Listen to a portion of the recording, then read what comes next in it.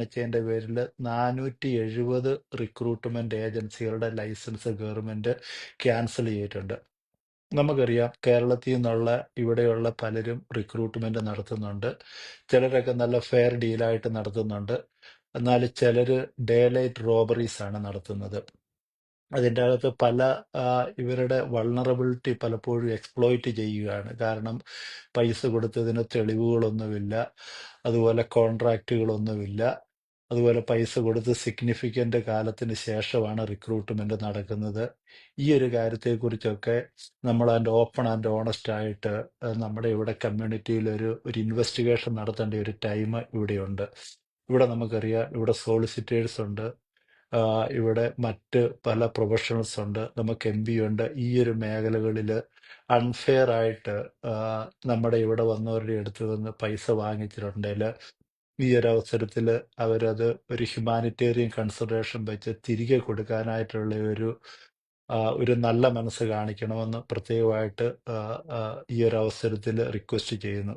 അതുകൂടാതെ വളരെയേറെ ഞാൻ പറഞ്ഞില്ലേ, പലപ്പോഴും ഞാൻ ഈ സോഷ്യൽ വർക്കറായിട്ട് എനിക്കറിയാം, പലപ്പോഴും നമ്മൾ ഇവിടെ ഇംഗ്ലീഷുകാരുടെ കുറ്റം കണ്ടുപിടിക്കാനായിട്ട് പലപ്പോഴും ഓവർസെലസ് ആണ്.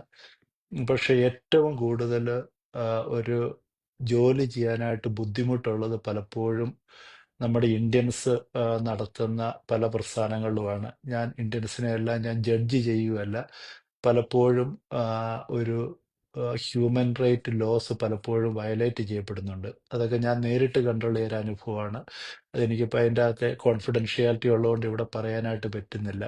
പലപ്പോഴും വരുന്ന പിള്ളേർക്ക് വേണ്ട രീതിയിലുള്ള ട്രെയിനിങ് കൊടുക്കുന്നില്ല. പലപ്പോഴും കെയർ ഹോമുകളിലൊക്കെ വർക്ക് ചെയ്യുന്നവരോട് ഏത് ഫ്ലോറിലാണെന്ന് ചോദിച്ചാൽ അവർ വാ പൊളിക്കും. ഒരു കെയർ ഹോമിൽ ജനറൽ റെസിഡൻഷ്യൽ ഉണ്ട്, ഡിമെൻഷ്യ റെസിഡൻഷ്യൽ ഉണ്ട്, ജനറൽ നേഴ്സിംഗ് ഉണ്ട്, ഡിമെൻഷ്യ നേഴ്സിംഗ് ഉണ്ട്. ഇതുപോലും പിള്ളേർക്ക് അറിയത്തില്ല. കെയർ പ്ലാനുകളെ കുറിച്ച് ചോദിച്ചാൽ പിള്ളേർക്ക് അറിയത്തില്ല. ജോബ് ഡിസ്ക്രിപ്ഷൻ അറിയത്തില്ല. അതുപോലെ ഹെൽത്ത് ആൻഡ് സേഫ്റ്റി ട്രെയിനിങ് അറിയത്തില്ല. ഇതൊക്കെ കൊണ്ടുവരുന്നവരുടെ ഒരു ഉത്തരവാദിത്വമാണ്. അത് പലപ്പോഴും ഇവിടെ നടക്കുന്നില്ല. എന്നാൽ ഈ മേഖലയിൽ നമ്മളെല്ലാവരും ഒറ്റക്കെട്ടായി നിന്ന് നമുക്ക് എങ്ങനെ ഇവരെ സപ്പോർട്ട് ചെയ്യാനായിട്ട് സാധിക്കും. ഇനി ഇത് ലോ ആകുന്ന ആ പ്രോസസ്സ് വരെ നമുക്ക് ചലഞ്ച് ചെയ്യാൻ പറ്റുന്ന പല ഫീൽഡുകളുമുണ്ട്. ആ മേഖലകളിലൊക്കെ നമുക്ക് എന്താണ് ചെയ്യാൻ പറ്റുന്നതിനെക്കുറിച്ച് നമ്മളൊരു കൂട്ടായിട്ടുള്ള ഒരു ഉത്തരവാദിത്വം നടത്തണം. ഇപ്പം നിങ്ങൾ ഓരോരോ അസോസിയേഷനുകളിലൊക്കെ ഉള്ളവരാണെങ്കിൽ അതാത് അസോസിയേഷനുകൾ ബേസ് ചെയ്ത് നമ്മൾ ഇതിനു വേണ്ടി ഒരു മൂവ്മെന്റ് നടത്തണം.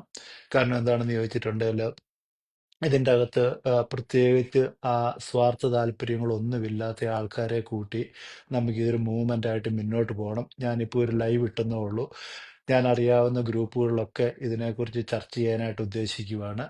അതിനുശേഷം നമുക്ക് ഗവൺമെന്റ് തലത്തിൽ എന്ത് ചെയ്യാനായിട്ട് സാധിക്കും എന്നുള്ളതിനെക്കുറിച്ച് നമുക്ക് കൂടുതലായിട്ട് ചിന്തിക്കണം. കാരണം ഇവരുടെ ആരുടെയും ആ, ആ, ജോലി പോകാതെ, അവർക്ക് തിരികെ പോകാതെ ഇവിടെ തന്നെ നിലനിൽക്കാനും അവർക്ക് PR നേരത്തെ ലഭിക്കാനും അതുപോലെ നല്ലൊരു കുടുംബജീവിതം ഒക്കെ ഉണ്ടാകുന്നതിന് വേണ്ടി എല്ലാ സാധ്യതകളും ഈ രാജ്യത്തുണ്ടാകണം. നിങ്ങൾ എന്തെല്ലാം പറഞ്ഞു കഴിഞ്ഞാലും ഇപ്പോഴും ഇവിടെ ഒത്തിരിയേറെ മേഖലയിൽ ഷോർട്ടേജ് ഓഫ് സ്റ്റാഫ് ഉണ്ട്. അതിൻ്റെ അകത്ത് ഒരു സംശയവുമില്ല. അതുപോലെ ക്വാളിറ്റിയുള്ള സ്റ്റാഫിൻ്റെ എണ്ണം വളരെ കുറവാണ്. കാരണം കമ്മിറ്റ്മെൻറ്റോട് കൂടി ജോലി ചെയ്യുന്നവരുടെ എണ്ണമൊക്കെ ഇവിടെ വളരെ കുറവാണ്. അതിൻ്റെ അകത്ത് ഒരു സംശയവുമില്ല. ഇവർ ഈ റൂള് ഇങ്ങനെ സ്ട്രിക്റ്റ് ആയിട്ട് ഇവർ ഫോളോ ചെയ്ത് കഴിഞ്ഞാൽ ഈ രാജ്യം ഒരു ഒത്തിരിയേറെ ക്രൈസിസിലോട്ട് പോകുന്നുള്ള കാര്യത്തിൽ ഒരു സംശയവുമില്ല. എന്നാൽ ഈ ഒരു കാര്യത്തിൽ നിങ്ങൾ എല്ലാവരും ഒറ്റക്കെട്ടായി നിൽക്കണമെന്ന്